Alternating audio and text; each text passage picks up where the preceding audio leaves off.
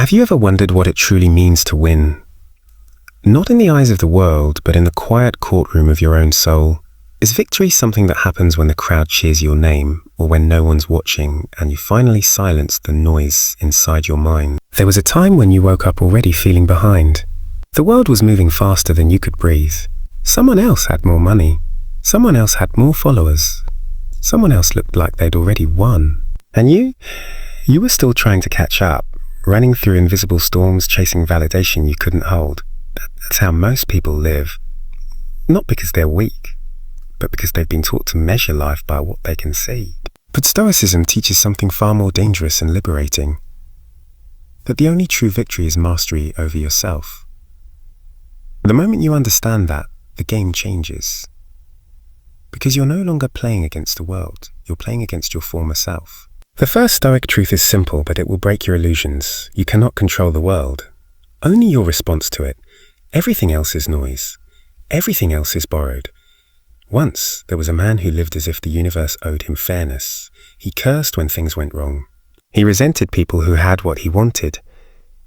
He was constantly at war with reality, and reality always won. Then one morning he stopped fighting, not because he gave up, but because he finally understood he was losing a war that didn't exist. He realized the rain doesn't fall to him. The economy doesn't move against him. People don't betray him. The world simply moves, and he, foolishly, thought it revolved around his expectations. That morning, he did something extraordinary. He sat still, and in that stillness he saw himself, truly, for the first time. He saw a man addicted to control, terrified of uncertainty, obsessed with outcomes he could never own. And in that moment of truth, he felt something he hadn't felt in years. Peace. Because when you stop demanding that life obey you, you begin to feel the strength of a man who has already won. Not because everything is perfect, but because nothing can disturb his inner balance anymore. Epictetus once said, "We suffer not from the events of our lives, but from our judgment about them." Think about that. You've been trying to fix life's events, when all along you only needed to fix your reaction. You've been trying to win external battles, when the real war was internal. That's where true power begins. When you stop trying to change what you can't control, and start mastering what you can. It's not easy. The ego will resist. It will whisper, "All right, they shouldn't have done that to you." It will tell you that peace means weakness, that acceptance means surrender. But Stoicism isn't surrender, it's strategy. It's the art of standing unshaken while the storm rages, because you've learned to see the storm for what it is. Temporary, external, meaningless. So today, stop asking, "Why me?" and start asking, "How can I respond?" Stop begging for calm seas. Learn to sail through the waves, because the man who needs calm to stay steady has already lost. But the man who stays steady even in chaos, he's already won. That is the first Stoic truth of victory. You win the moment you stop fighting the wrong battles. Have you ever noticed how your own mind can betray you? How it whispers temptations at the very moment you swore to stay strong? How it convinces you to quit just before you were about to change your life? That's the real battlefield, not the world outside, but the one inside your chest. Most people think they lose because of circumstances, lack of luck, or timing. But the truth is, they lose because they surrender to their own impulses. They mistake comfort for peace. And the Stoics knew this better than anyone. If you cannot command yourself, you are a slave, even if the world calls you free. This is the second Stoic truth. Discipline is freedom. Desire is chains. Your desires are seductive liars. They promise ease, pleasure, relief, but they always demand something in return. Your strength. Each time you choose distraction over duty, comfort over challenge, pleasure over purpose, a small part of you weakens. And the more often you give in, the less of you remains. But imagine this, a man who wakes before the sun not because he has to, but because he chooses to. A man who does what must be done, even when no one claps. He's not chasing the feeling of motivation. He's building a structure of self-respect. That is the man who has already won. The Stoics taught that we become what we repeatedly do. Excellence isn't a spark, it's a habit carved into the bones. And the world cannot take from you what you've built within yourself. Maybe right now you're tired, you've failed before. You've broken promises to yourself, you've said, tomorrow I'll start again. But tomorrow came and you didn't. That's okay. because you're here now.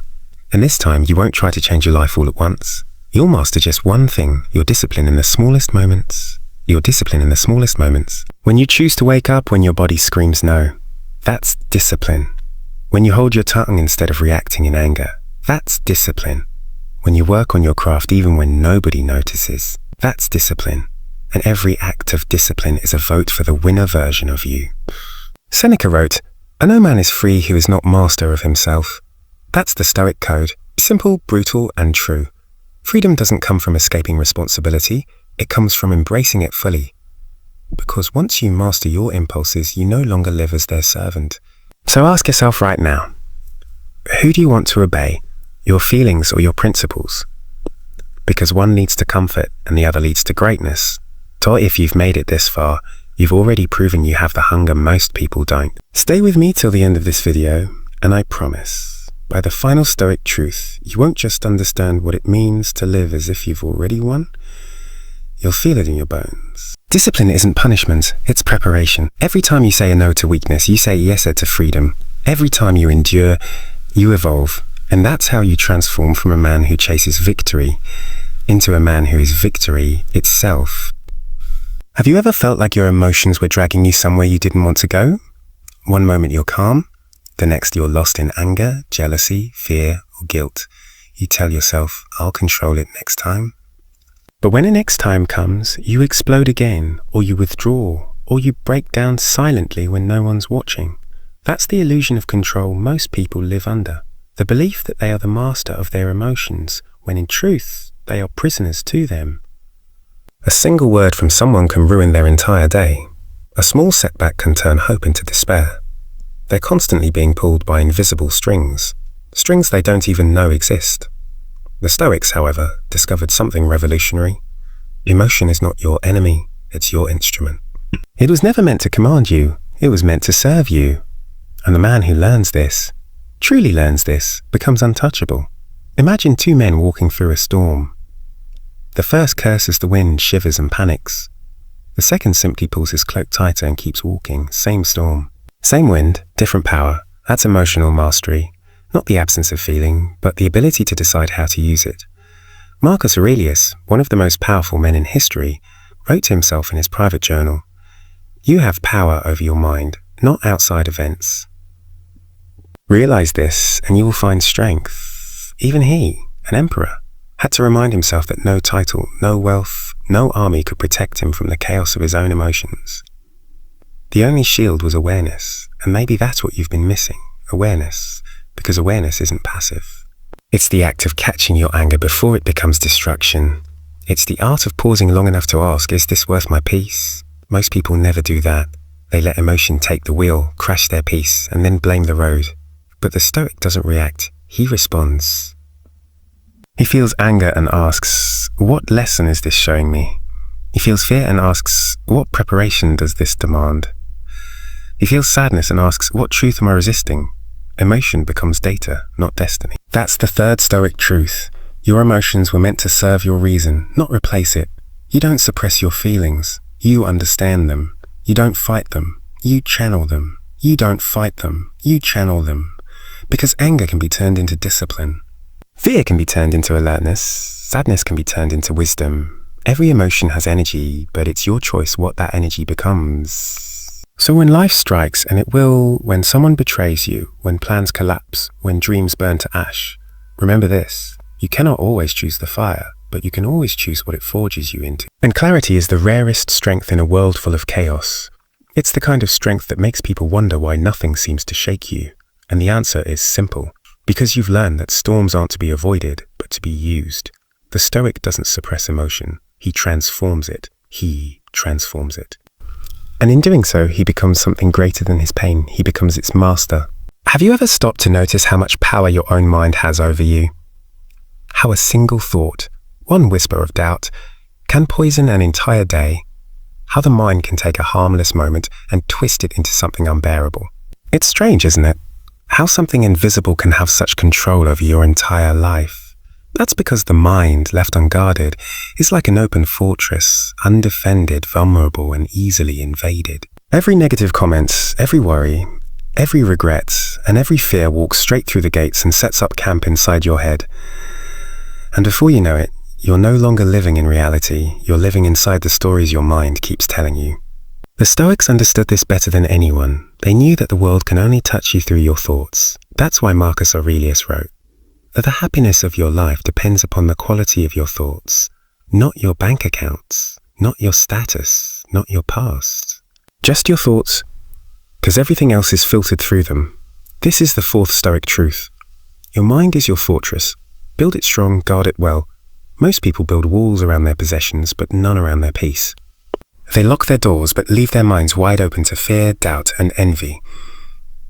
They let every trivial thing enter and command their emotions like a tyrant. But the Stoic builds his fortress from within. He guards his thoughts like treasure, because he knows they are. Your mind can be your worst enemy or your greatest ally. Feed it chaos and it will give you confusion. Feed it discipline and it will give you power. The choice always is yours. Think about this. Every time you dwell on what could go wrong, you give energy to failure before it even happens. Every time you replay the past, you give life to ghosts that no longer exist. And every time you let your mind wander without direction, you become a stranger in your own life. The Stoic way is different. They train the mind like a warrior trains his reflexes, patiently, daily, intentionally. When fear arises, they question it. When doubt speaks, they observe it. When negativity knocks, they do not invite it in for tea. They simply watch and let it pass, because they understand that they are not their thoughts. That is the ultimate realization. You are not the storm. You are the sky behind it. Thoughts pass through you, but they do not define you unless you let them. And once you learn to command your thoughts, life begins to bend toward peace.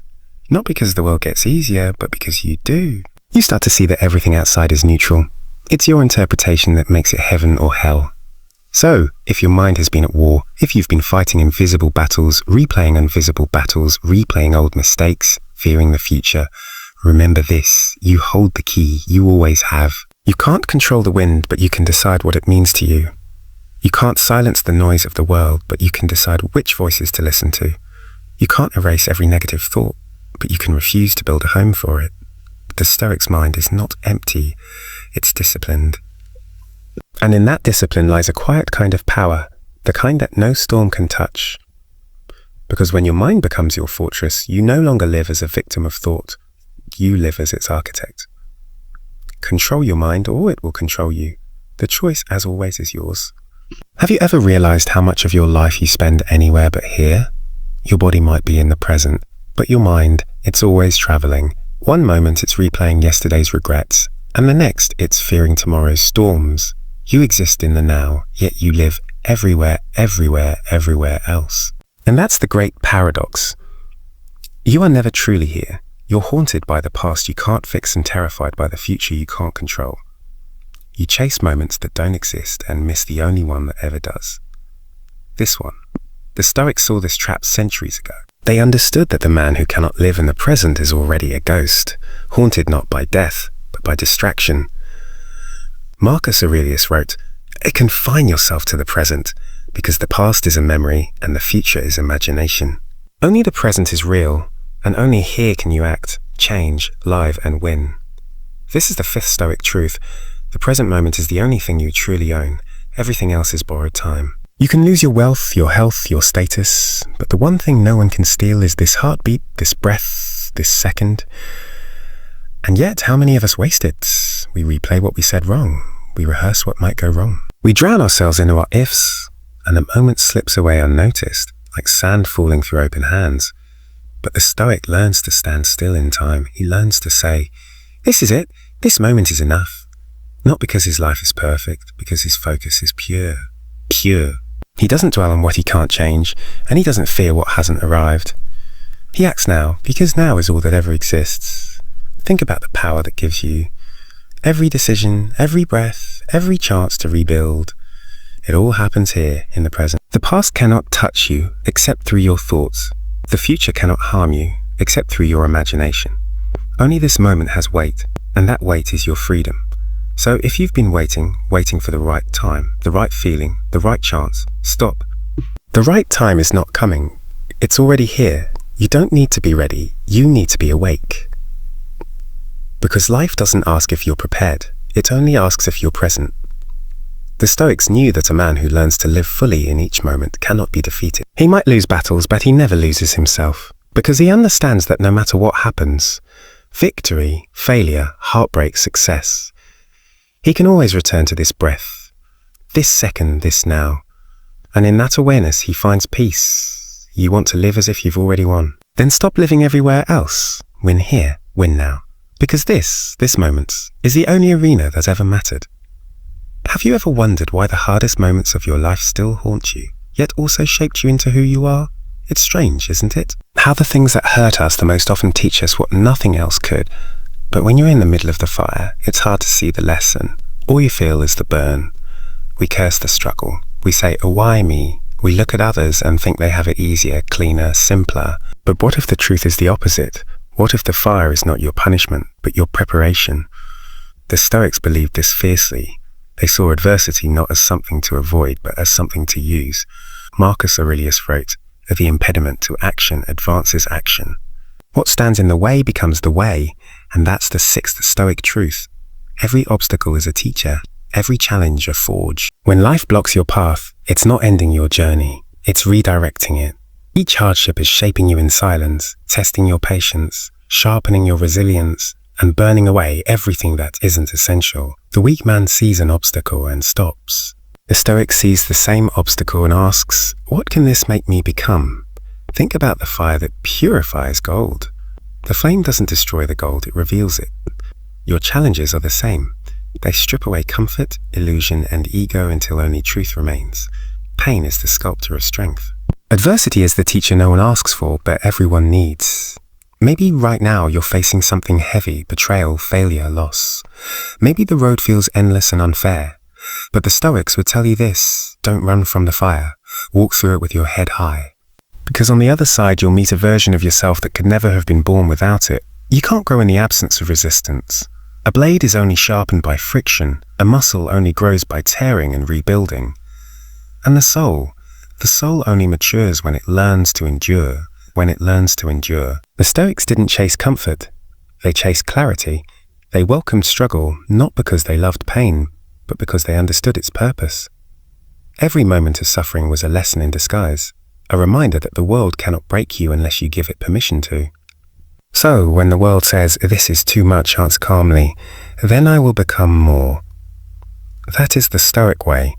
That is how you turn obstacles into allies, pain into perspective, and hardship into honor. Because once you understand that life's tests are not meant to destroy you, but to define you, something remarkable happens. The fire that once burned you begins to light your path. So don't fear adversity. Respect it, learn from it, and let it forge you into something unbreakable. Have you ever noticed how two people can live the same moments, yet experience two entirely different worlds?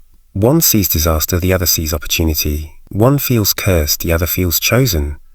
Same event, same conditions, yet opposite lives. Why? Because they don't see the world as it is, they see it as they are.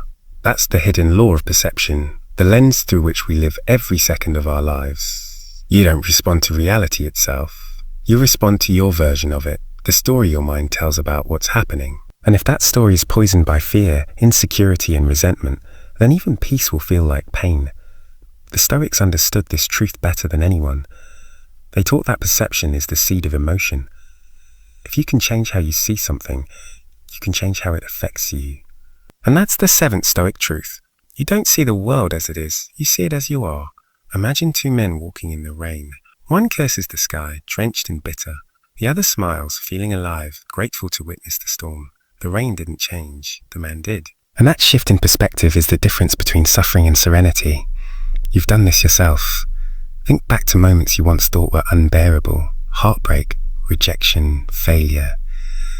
At the time they felt like endings. But now looking back, don't they feel like beginnings? Don't they seem like lessons disguised as loss? That's not the world changing. That's you evolving. You didn't get a new life. You got a new lens. Marcus Aurelius once wrote, if you are distressed by anything external, the pain is not due to the thing itself, but to your estimate of it. It's your estimate, your perception, that determines your peace. So the Stoic learns to pause before judging, to breathe before reacting, to ask before assuming. He doesn't rush to label things as a good or a bad. He simply says, it is what it is. Let's see what it becomes. That single act of mental discipline transforms chaos into calm, because perception shapes emotion, and emotion shapes action. Change the first and you change everything downstream. The weak mind says, a life is against me. The strong mind says, a life is testing me. The Stoic mind says, a life is teaching me. And the difference between those three is the difference between misery, endurance, and mastery. So, what world do you live in? One where everything is a threat, or one where everything is a teacher? Your answer defines your destiny. Because your perception isn't just a mirror, it's the paintbrush that colors your reality. If you see the world as cruel, you'll live in constant defense. If you see it as chaos, you'll live in fear. But if you see it as a classroom, you'll grow through every experience, even the painful ones. That's the Stoic's secret. He doesn't seek a better world, he builds a better vision. And through that vision, the world becomes better by default. Your reality is waiting for you to define it. So decide wisely, because you are not just the observer of your life, you are its author. Have you ever noticed how fragile peace becomes when it depends on something outside of you? A relationship, a job, money, recognition. All it takes is one loss, one sudden shift, and your world collapses. And yet, deep down you knew it was temporary, you just didn't want to believe it. You held on tighter, hoping permanence could be found in things that were never meant to last. That's where suffering begins, not in loss itself, but in the illusion that you could own what was never truly yours. The Stoics warned of this over 2,000 years ago. They said, when you love something, remember it is mortal. Not to make you cold, but to make you conscious. Because once you understand that everything external can be taken from you, you finally begin to hold things and people with grace, not with greed. This is the 8th Stoic truth. Nothing external can truly be yours. Only your character and your choices belong to you. Think about it. You can lose your possessions overnight. You can lose your health without warning. You can lose the people you love in a heartbeat. But no one can steal your integrity. No one can take your principles. No one can remove your inner peace unless you hand it over willingly. That is the meaning of detachment. Not indifference, but independence. To love without clinging. To give without expecting. To live without needing the world to stay the same. The weak man builds his identity around things that can be taken away. His happiness depends on outcomes, his worth on opinions, his peace on circumstances. But the Stoic builds on solid ground, on character, on virtue, on discipline. He doesn't just own things, he owns himself. Seneca wrote, he who needs riches least enjoys them most, because when you no longer need something to define you, you finally become free to enjoy it. You stop fearing loss because you stop confusing possession with purpose. You stop clinging and start living. Think of your life like a flowing river. Everything passes. People, seasons, moments, opportunities. You can try to grasp the water, but it will slip through your fingers. Or you can learn to let it flow, knowing that what's meant for you will always return in a different form. Detachment is not apathy. It's mastery. It's loving fully without being owned by love. It's giving your best without being destroyed by failure. It's finding peace not because you control everything, but because you no longer need to. The Stoic understands that freedom begins the moment you stop saying, this is mine, and start saying, this was meant for me, for now. And when it passes, you bow in gratitude, not grief, because nothing that truly belongs to your soul can ever be lost. If you've already won, you want to live, you've already won. Then stop trying to hold what life was never meant to let you keep. Own your actions, own your values, own your peace. Because the man who owns himself owns everything. Have you ever wondered why some people seem unbreakable, even when life shatters everything around them? Why they don't resist, complain, or curse their fate, but instead stand calm in the storm, almost untouchable? The answer is not that they are lucky, it's that they've mastered the art of surrender. You see, most people spend their lives fighting reality. They want things to be different. The timing, the people, the circumstances. They replay the past, resist the present, and fear the future. And in that constant war with a what is, they lose the only thing they ever had, peace. The Stoics called this resistance the root of suffering. Because when you fight reality, you always lose. But when you align with it, you become unstoppable. This is the ninth Stoic truth. Accept what is, and you will never be defeated. Acceptance does not mean approval. It doesn't mean you enjoy pain or invite misfortune. It means you stop wasting energy wishing things were different and start using that energy to respond with wisdom, because life is not about controlling what happens. It's about controlling how you meet what happens. Epictetus said, "Do not seek for things to happen as you wish, but wish for them to happen as they do, and your life will flow smoothly." This is not passivity, it's power. The power to stay centered when chaos erupts. The power to act with clarity instead of panic. The power to adapt without losing yourself. Imagine standing in a river. You can fight the current, flail, scream, and exhaust yourself. Or you can surrender and let it carry you. When you stop fighting, something incredible happens. You realize the current was never your enemy. It was your teacher.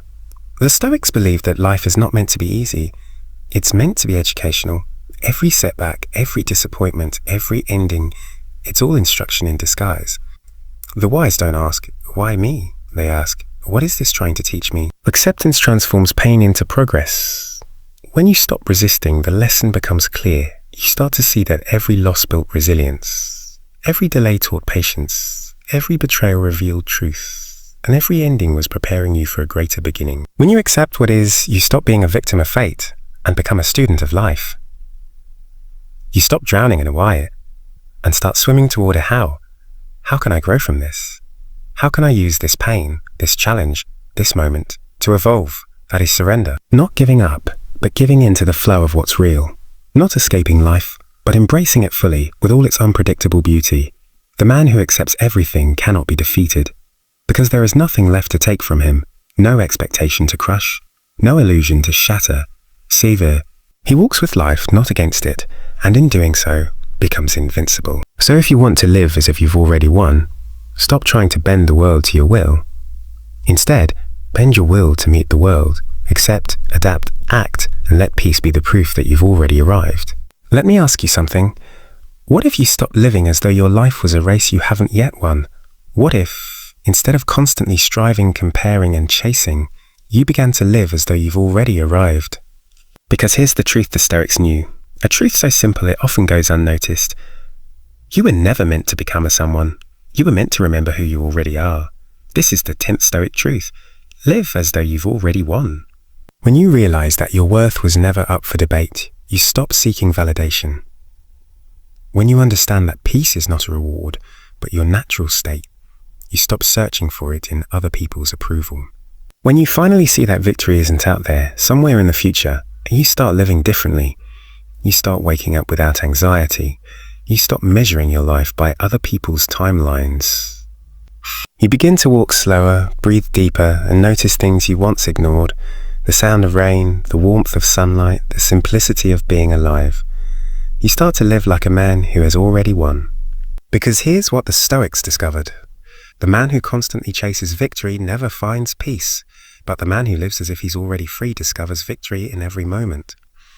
He doesn't need to prove anything. He doesn't need to compete with anyone. He simply is. Marcus Aurelius wrote, "The happiness of your life depends upon the quality of your thoughts." And that's where winning begins, in the mind. When your thoughts are calm, disciplined, grateful, and grounded in virtue, you've already conquered the hardest enemy you'll ever face, yourself. Because the final battle is not fought out there in the world. It's fought within. It's the fight between the self that complains and the self that accepts. Between the self that doubts and the self that believes. Between the self that fears and the self that knows. I already have everything I need. Living as though you've already won doesn't mean you stop growing. It means you stop growing from lack and start growing from abundance. You still strive, but from peace, not from panic. You still build, but without the desperation to prove your worth. You still dream, but your happiness no longer depends on the outcome, because the Stoic understands every moment is an opportunity to win, not by conquering others, but by conquering yourself. Not by collecting trophies, but by cultivating peace. Not by reaching some mythical finish line, but by realizing you've been running in circles, around the truth that's been inside you all along. You are already enough. You're already free. You have already won. So live like it. Speak like it. Walk like it. Meet life not with fear, but with calm certainty. because no matter what the world throws your way, storms, setbacks, losses, failures, the Stoic inside you remains undefeated. The world may test you, but it cannot break you. It may take everything from your hands, but it can never touch what's inside your heart. That's the secret. That's the victory. That's what it means to live like you've already won.